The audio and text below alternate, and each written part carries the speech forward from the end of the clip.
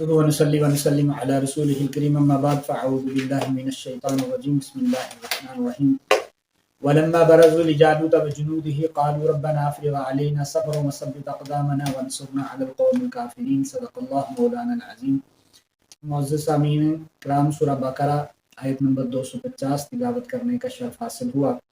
فرمایا ولما برزوا، جس وقت سامنے ہوئے لجالوت وجنوده، جالوت اور اس کے لشکروں کے، قالو کہا مومنوں نے، ربنا اے ہمارے پروردگار، افرغ علینا ڈال ہم پر، صبر وثبت اقدامنا اور ثابت رکھ ہمارے قدموں کو، وانصرنا اور ہماری مدد کر، علی القوم الکافرین کافر قوم کے مقابلے میں۔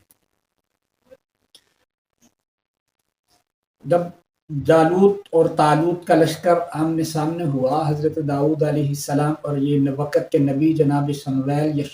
علیہ السلام بھی ساتھ تھے۔ تو یہاں پر جیسے پیچھے بتایا، اصل میں یہ بتایا جا رہا ہے کہ مومنین کے لشکر کی خصوصیت، مومن سپاہیوں کی خصوصیات کیا ہوتی ہیں۔ ہرس نہیں ہونی چاہیے، صبر، اور آگے فرمایا ولما برزوا لجالوت وجنوده قالوا ربنا افرغ علینا، کہ اللہ کے سامنے عاجزی انکساری کے ساتھ دعائیں کی جائیں، گڑ گڑایا جائے، اللہ سے مدد مانگی جائے۔ تو یہ فرق ہے اہل اسلام اور اہل کفر میں۔ کافر جب بھی میدان میں آتے ہیں وہ شراب و کباب اور یہ ناچ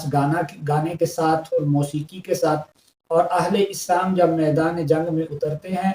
تو اللہ سے دعا کرتے ہوئے، عبادت عاجزی کے ساتھ، اللہ سے انکساری کے ساتھ مانگتے ہوئے آتے ہیں۔ جیسے یہاں انہوں نے دعا مانگی، ربنا افرغ علینا، اے ہمارے پروردگار ہم پر صبر ڈال دے، وثبت اقدامنا ہمارے قدموں کو ثابت رکھ۔ یہ سامنے جو صورتحال تھی کہ یہ 313 وہ سامنے 1,00,000 کا لشکر، اور وہ بھی مضبوط جسم والے اور مضبوط اعضاء والے، اس وقت کی امریکہ کے ساتھ ٹکر تھی، تو دعا فرمائی جا رہی ہے۔ تو یہ یہاں سے یہ سکھایا جا رہا ہے کہ اہل اسلام کی یہ خصوصیات ہیں کہ نبی پاک صلی اللہ علیہ وسلم نے فرمایا دعا مخ العبادہ، دعا عبادت کا مغز ہے۔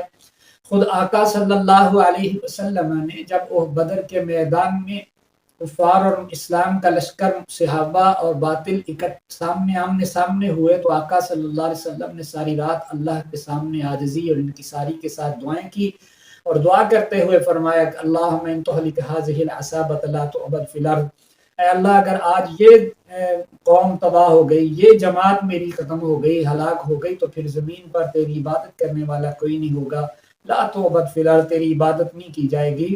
اسی طرح دعا سکھائی جب دشمن سے مقابلہ ہو تو اللہم منزل الکتاب و مجری السحاب، اے کتاب نازل کرنے والے اور بادلوں کو چلانے والے، اے اللہ احزم الاحزاب، لشکر کفار کو شکست دے اور ہم کو فتح عطا فرما۔ تو یہ بڑی جامع دعا ہے، اور دعا کے پہلا لفظ اللہم منزل الکتاب، تو اے کتاب یعنی اس پروگرام اور اصلاح عمل کو نازل کرنے والے، جس کو عملی طور پر نافذ کرنے کے لیے ہم میدان جنگ میں اتر رہے ہیں، آپ ہی کے پروگرام اور آپ ہی کے دیے ہوئے دستور کو نافذ کرنے کے لیے ہم یہ سب کچھ کر رہے ہیں۔ تو اس لیے تو اسی طرح دعائیں سکھائی ہیں، اللہم آمن روعاتنا واستر عوراتنا۔ اسی حضرت علی رضی اللہ تعالیٰ عنہ فرماتے ہیں نبی پاک صلی اللہ علیہ وسلم کو میں نے بدر کے میدان میں دیکھا کہ آقا صلی اللہ علیہ وسلم دعا فرما رہے ہیں، اور سجدے میں اور عاجزی کے ساتھ، کہ آپ کے کندھا مبارک سے وہ چادر بھی ہٹ گئی ہے، گر گئی ہے، اور میں ایک لمبا چکر کاٹ کے پورے لشکر کا واپس آیا تو میں نے دیکھا کہ نبی پاک صلی اللہ علیہ وسلم اسی طرح دعا فرما رہے ہیں۔ اور دعا کے لفظ اس آیت کے اور دوسری آیات میں ربنا، اے ہمارے پروردگار، یعنی رب کہتے ہیں جو پوری تربیت کر کے اس کو ایک مقام تک پوری ترتیب کے ساتھ ہر وقت ہر چیز کی جب ضرورت ہے اس کو مہیا کرے، اس کو رب کہتے ہیں۔ تو دعا کی ربنا افرغ علینا صبرا، اے اللہ ہم پر صبر نازل فرما دے، کہ یہ وہ منظر تھا وہ بلغت القلوب الحناجر والا، کہ 1,00,000 لشکر کے مقابلے میں، وقت کے امریکہ کے مقابلے میں یہ صرف 313 یہ تھوڑے سے لوگ، تو انہیں دعا کر رہے ہیں اللہ اس پریشانی میں فتح و نصرت تیرے صبر دینے سے اور تیری فتح و نصرت آنے سے ہمیں اللہ عطا ہوگا۔ वसब्बित अक़दामना,